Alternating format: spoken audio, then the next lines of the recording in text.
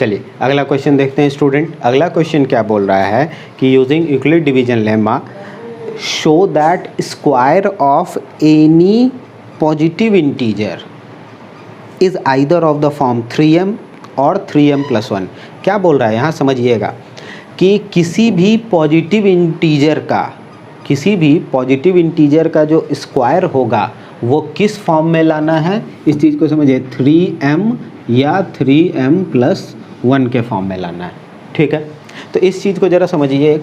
जैसे हम एक नंबर n ले लेते हैं, ठीक है, इसमें 3 से डिवाइड करते हैं, ये p टाइम्स में जा रहा है और रिमाइंडर क्या बच रहा है r। अभी तक के क्वेश्चन में हम यहाँ पे आप गौर किए होंगे तो हम m लेते थे, लेकिन यहाँ क्या ले रहे हैं p। इसका एक वजह है, समझिएगा, बताएंगे हम। ये n = क्या हो जाएगा 3p + r। यहाँ क्या बोलेंगे वेयर r = 0, 1 और 2 होगा। ठीक है, अब जल्दी फटाफट देखते हैं। अगर r का वैल्यू 0 होगा, फिर हमारा r का वैल्यू 1 होगा, फिर हमारा r का वैल्यू 2 होगा। ठीक है, ये अब ज़रा समझिए, अगर r का वैल्यू 0 होता है तो n = क्या हो जाएगा 3p। लेकिन यहाँ n वो हमारा पॉजिटिव इंटीजर है, लेकिन हमको क्वेश्चन क्या बोला, square of any positive integer. मतलब क्या हो जाएगा, यहाँ स्क्वायरिंग बोथ साइड्स कर देंगे तो क्या हो जाएगा n² = 9p²। 9p², लेकिन हमको लाना क्या है 3m लाना है, तो हम इसको ऐसे लिख देंगे क्या 3 × 3p², और इसको क्या मान लेते हैं m, तो ये हमारा क्या हो जाएगा 3m। तो n², देखिए किसी भी वो पॉजिटिव इंटीजर हम n लिए थे उसका स्क्वायर किस फॉर्म में आ गया 3m के फॉर्म में। यहाँ हम लिखेंगे क्या वेयर m = 3p²। समझ में आई बात। चलिए हम आगे बढ़ते हैं। अगर r का वैल्यू 1 होता है तब हम क्या करेंगे, यहाँ क्या हो जाएगा n = क्या हो जाएगा 3p + 1। यहाँ भी स्क्वायर हम करने जाएंगे तो n² = 9p² + 6p और +1 होगा। देखिए हमको नंबर या तो इस फॉर्म में लाना है या इस फॉर्म में लाना है, किसी एक में। अभी हम क्या करते हैं, यहाँ इन दोनों में सिर्फ 3 कॉमन लेते हैं, तो क्या बचेगा 3p² और +2p और +1। देखिए समझिए, अब हम क्या करेंगे, पिछली बार की तरह इस पूरे को क्या मान लें m मान लें, तो ये क्या हो जाएगा 3m + 1 होगा। चलिए तो यहाँ क्या हो गया n² = 3m + 1। यहाँ पे लिख देंगे क्या वेयर m = क्या 3p² + 2p। देखिए यहाँ पे p कॉमन आ सकता था, लेकिन लेके कोई फ़ायदा नहीं है, हमको उसको क्या बनाना है m ही बनाना है ना, तो इसलिए इस फॉर्म में चेंज कर देंगे। ठीक है, चलिए अब आगे आते हैं। r का वैल्यू 2, आप उसको देखिए, हमारा जो लाना था वो इतना से ही आ गया। अगर आप चाहते हैं आगे तो सॉल्व कर सकते हैं। देखिए अगर आपको डाउट लगेगा कि वो आएगा या नहीं तो हम बताते हैं। यहाँ 2 रखेंगे तो n = क्या हो जाएगा 3p + 2। यहाँ क्या हो जाएगा, फिर से स्क्वायर करेंगे तो n² = 9p² + 3 × 2 = 6 × 2 = 12p और +4। तो इसको ऐसे लिखेंगे n² =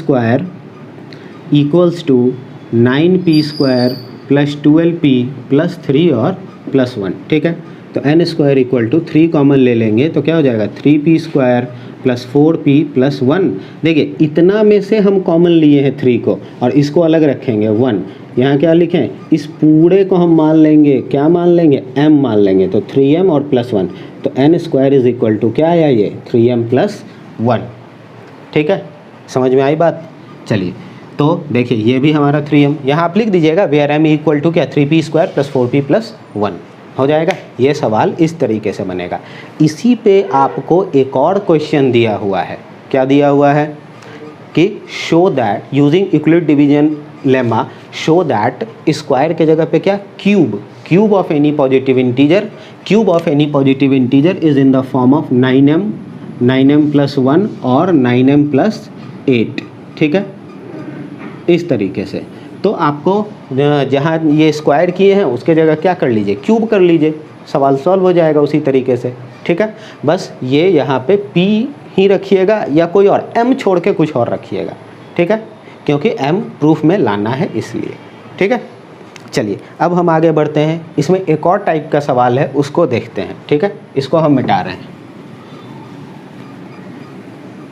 अब चलिए अगला टाइप का सवाल अगर आप देखते हैं तो क्या बोल रहा है अगला, एक और टाइप का सवाल है, यहाँ दिया हुआ है show that one and only one out of n, n+1 and n+2 is divisible by 3, ठीक है, where n is any positive integer.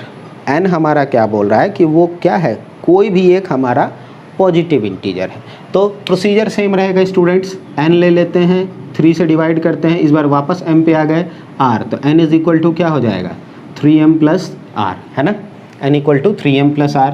अब जरा सा देखिए यहाँ पे क्या हो जाएगा r इक्वल टू 0 1 2।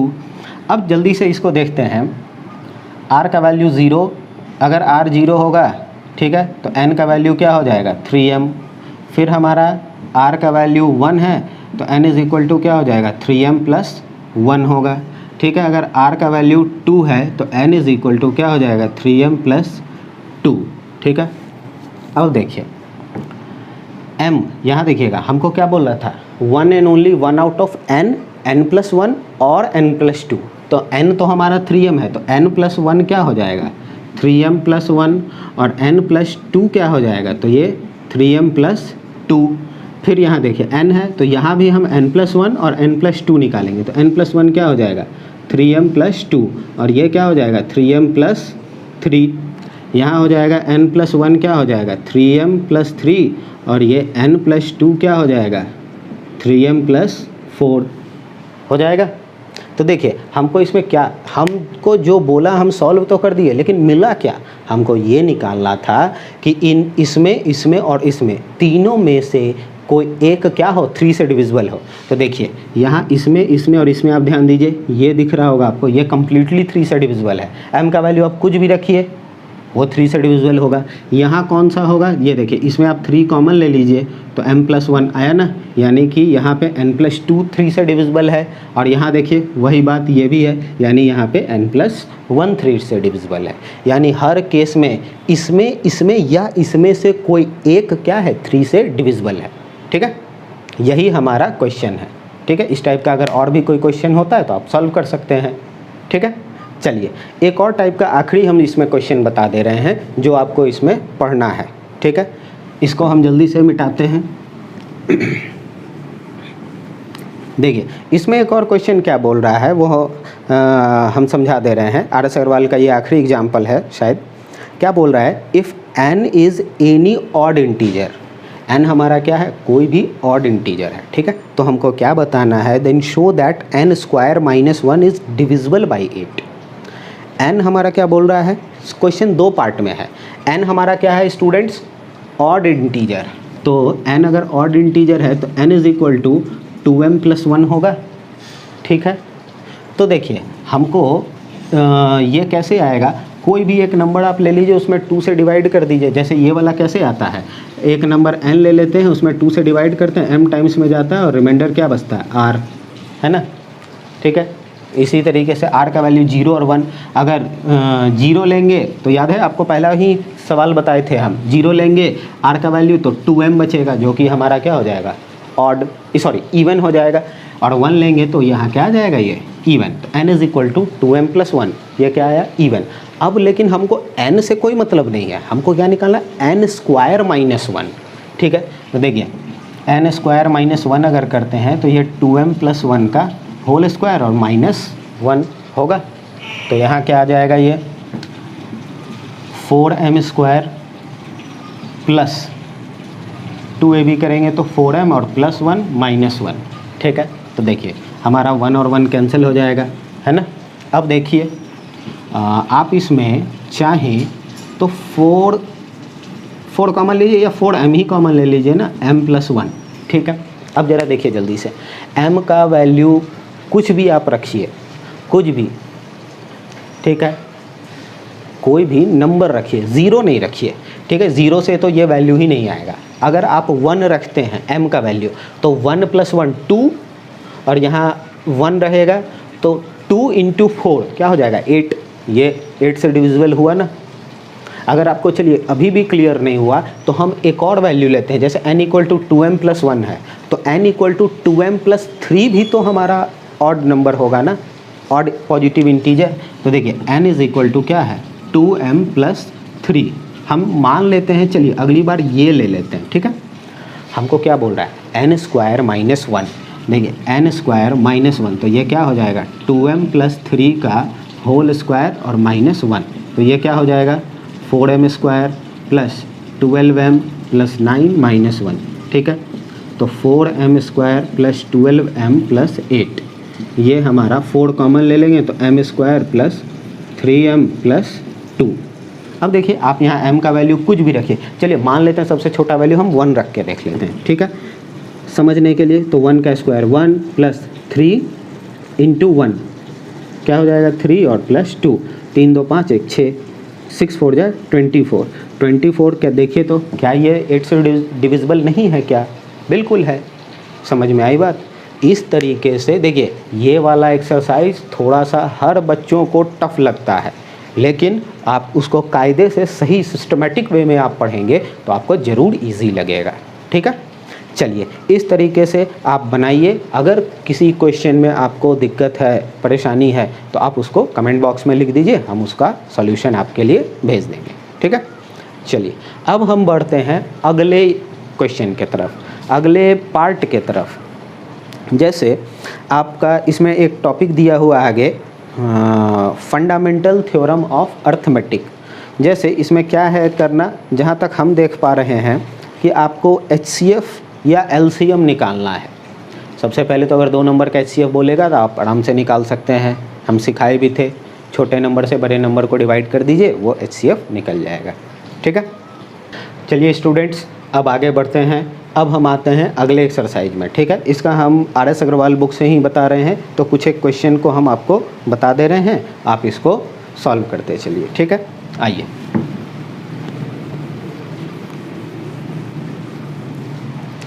जैसे आप यहाँ पे देखिए एक क्वेश्चन RS अग्रवाल में दिया हुआ है। क्या दिया हुआ है क्वेश्चन, हम रीड आउट कर देते हैं, आप उसको बुक में देख सकते हैं। क्या दिया हुआ है, find the largest number which divides 245 and 1037। हम नंबर यहाँ लिख दे रहे हैं 245 और 1037 दिया हुआ है। ठीक है, क्या बोल रहा है बुक हमको कि आप वो सबसे बड़ा नंबर बताइए विच डिवाइड्स, मतलब जो इन दोनों को डिवाइड करता है। आगे क्या बोल रहा है, leaving remainder 5 in each case, मतलब आप वो सबसे बड़ा नंबर बताइए, ग्रेटेस्ट नंबर बताइए जिससे हम इन दोनों में डिवाइड करते हैं ना, तो हर बार रिमाइंडर 5 बच रहा है। ठीक है, तो आप खुद सोचिए कि अगर इसमें भी हम -5 कर दें, ठीक है 240, और इसमें भी -5 कर दें तो ये 1032 आएगा। ठीक है, तो अब सोचिए कि अब वो बड़े नंबर से इन दोनों में हम डिवाइड करें तो क्या 5 रिमाइंडर बचेगा, नहीं बचेगा। क्या रिमाइंडर पूरा कट जाएगा। रिमाइंडर नहीं बचने का मतलब क्या होता है कि वो पूरा कट जाएगा। ठीक है, अब देखिए तो इसका मतलब अब जो नंबर आएगा वो इन दोनों में क्या होगा, कॉमन होगा ना, कॉमन होगा।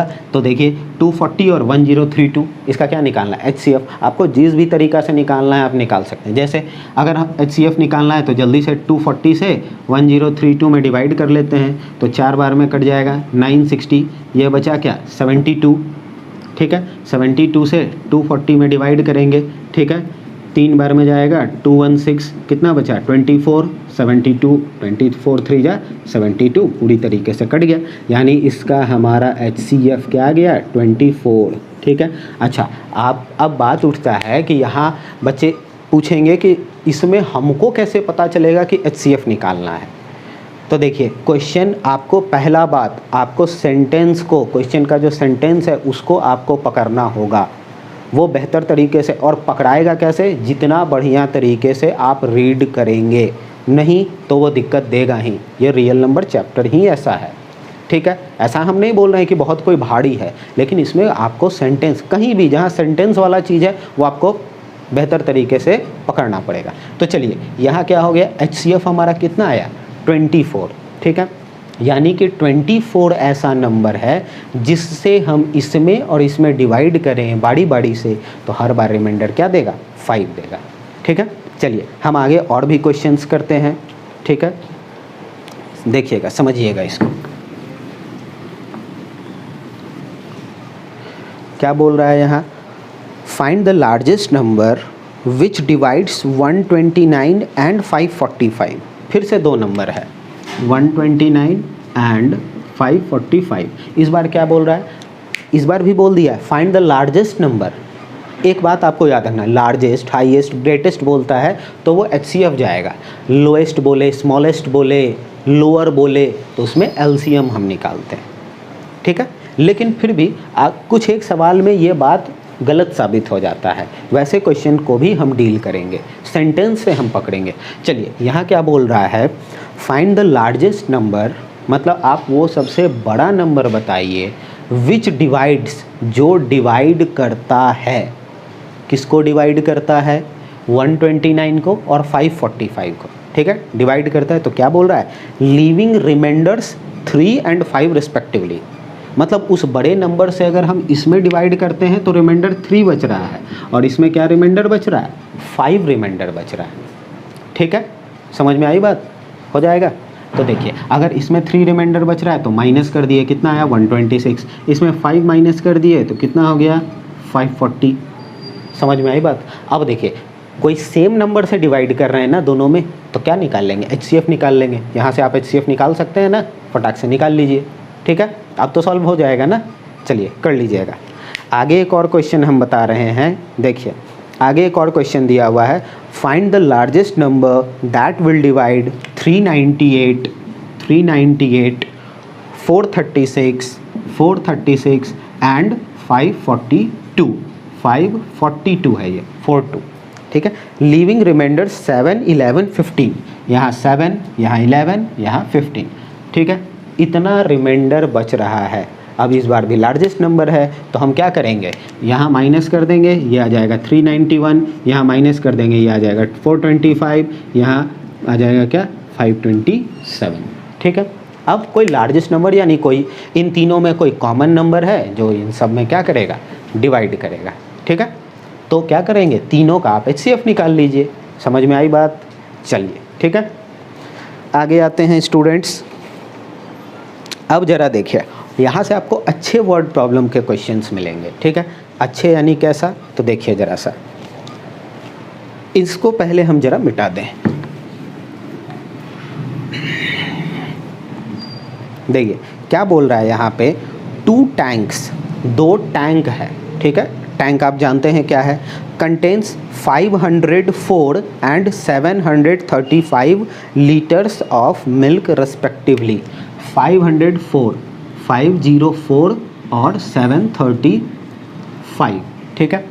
2 अलग अलग टैंक है, मान लेते हैं ये हमारा फर्स्ट टैंक है, ये हमारा सेकंड टैंक है, दोनों में अलग अलग कैपेसिटी के क्या है, मिल्क है, ठीक है। Find the maximum capacity of a container, क्या बोल रहा है, वो सबसे मैक्सिमम कैपेसिटी कंटेनर का बताइए, जो क्या बोल रहा है, which can measure the milk of either tank an exact number of times, ठीक है। अब यहाँ बोल क्या रहा है कि एक minute, find the maximum capacity of a container, आप कंटेनर का मैक्सिमम कैपेसिटी बताइए। आपके पास जैसे मान लेते हैं क्या कि आपके पास कोई ऐसा बड़ा ऐसा कंटेनर है, इससे हम इसको भी मेजर कर सकें और इसको भी मेजर कर सकें an exact number of times. मतलब अगर हम जैसे 2 लीटर का अगर कंटेनर है, उससे ये भी मेजर हो जाए, ये भी मेजर हो जाए, ठीक है। तो इसके लिए क्या करेंगे, इन दोनों का हमको क्या निकालना होगा, HCF निकालना होगा, ठीक है। मतलब क्या कि इन दोनों को एग्जैक्ट नंबर ऑफ टाइम्स हमको मेजर करना है, तो वो कैसे होगा, जो दोनों में कॉमन आएगा तभी तो होगा। तो क्या करेंगे, इन दोनों का आप HCF निकाल लीजिए, और आप HCF जान रहे हैं कैसे निकलेगा, ठीक है। चलिए अब हम अगले क्वेश्चन की तरफ बढ़ते हैं स्टूडेंट्स। देखिए अगला क्वेश्चन क्या बोल रहा है, an army continent of 612 members. एक इसको ऐसे बोला जाता है कि सेना का जो टुकड़ी होता है, टुकड़ी मतलब पूरा मेंबर जितने होते हैं उसको एक टुकड़ी बोला जाता है, ठीक है।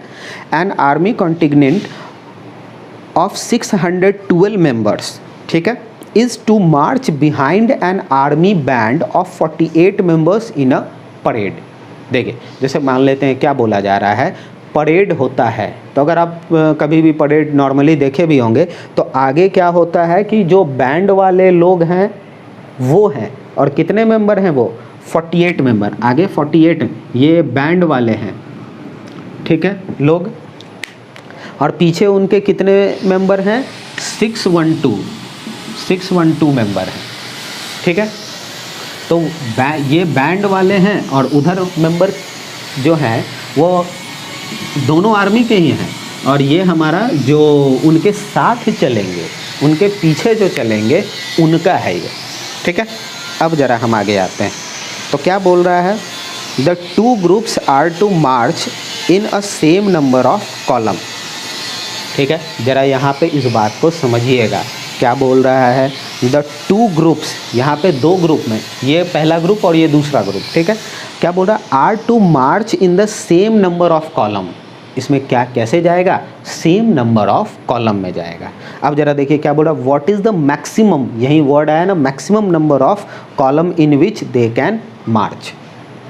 इस क्वेश्चन को फिर से थोड़ा सा समझिएगा, the two groups are to march in the same number of column, मतलब जो कॉलम है ना एक बराबर रखना है, जितना इसमें होगा उतना ही कॉलम इसमें होगा, ठीक है। अच्छा, उसके बाद क्या बोल दिया, मैक्सिमम नंबर, मैक्सिमम मतलब ये हमारा किस चीज़ को बता रहा है, HCF को बता रहा है, तो इन दोनों का हम HCF निकाल लेंगे, हमारा काम हो जाएगा, ठीक है। चलिए आगे बढ़े।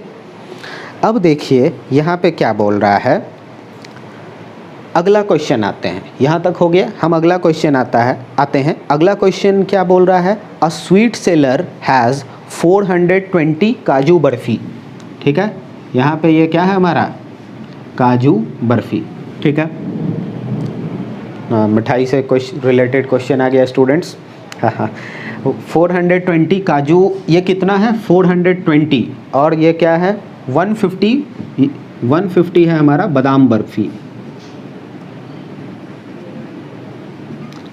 बादाम बर्फ़ी, ठीक है। अब ज़रा देखिए क्या है बोल रहा है, he wants to stack them, stack मतलब सजाना, अरेंज करना, किस तरीके से बोल रहा है, in such a way that each stack has the same number. Stack मतलब उसको जो किसी रैक पे आप सजाते हैं ना, जैसे आप मिठाई खरीदने दुकान में जाइए तो देखिए वो यहाँ क्या रहता है, ऐसे ऐसे रैक बना हुआ रहता है, और सब में, तो वो क्या चाह रहा है कि सारे रैक में इक्वल नंबर ऑफ स्वीट्स हो, और क्या बोल रहा है, and they take up least area of the tray, और वो ट्रे का कम से कम जगह कवर अप करे, ठीक है। आगे क्या बोल रहा है, how many of these can be placed in each stack, तो गौर करिए इन दोनों में हमको इक्वल नंबर रखना है ना, हमको क्या बोल रहा है कि मिठाई का इक्वल, हर ट्रे में इक्वल पीस जाना चाहिए, तो वो कैसे निकलेगा, HCF से निकलेगा, तो हम HCF निकाल लेते हैं। तो देखिए 150 से 420 में डिवाइड कर देते हैं, ठीक है। 2 बार में गया 300, बचा क्या 120, यह 150 में, तो 1 बार में 120 बचा क्या 30 से 120 में 34 जा 120, ये कट गया, तो यहाँ क्या आया, HCF हमारा क्या आ गया 30। इससे हमको क्या पता चल रहा है कि जो HCF 30 है, मतलब कि हमारा 30 स्वीट्स, मतलब 30 काजू बर्फ़ी या 30 बादाम बर्फ़ी हमारा क्या रहेगा, एक ट्रे में रहेगा, ठीक है। अब देखिए अब क्या बोल रहा है, how many stacks are formed, मतलब टोटल कितना उसके लिए स्टैक लगेगा, ठीक है। तो देखिए टोटल इसके लिए 420/30 करेंगे, इतना ट्रे किसके लिए लगेगा, तो काजू बर्फ़ी के लिए, प्लस 150 और 30, ठीक है। आप इन दोनों को एक साथ ऐड करिए, फिर 30 से डिवाइड करिए, जो मर्जी आए करिए, ठीक है।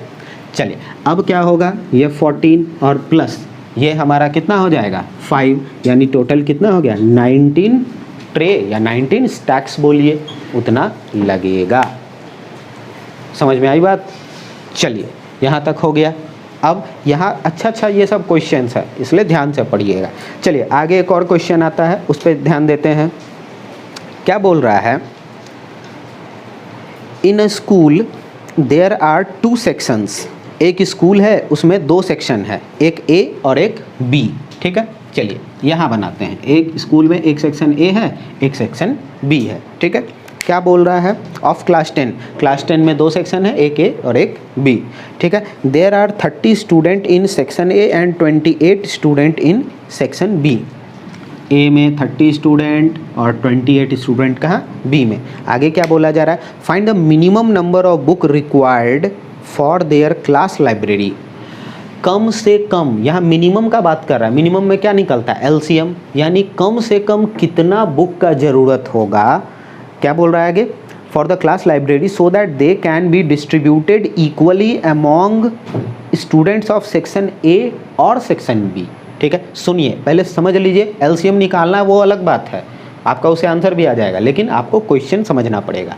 30 स्टूडेंट कहाँ हैं, सेक्शन ए में, और 28 स्टूडेंट कहाँ हैं, सेक्शन बी में। यहाँ बोल रहा है कि कम से कम कितना स्टूडेंट होना चाहिए, कितना बुक होना चाहिए कम से कम, कि या तो अगर इस सेक्शन में उतना बुक दें तो सबको इक्वली मिले, या अगर उतना ही बुक हम इस सेक्शन के स्टूडेंट को भी दें तो उनको सबको इक्वली मिले।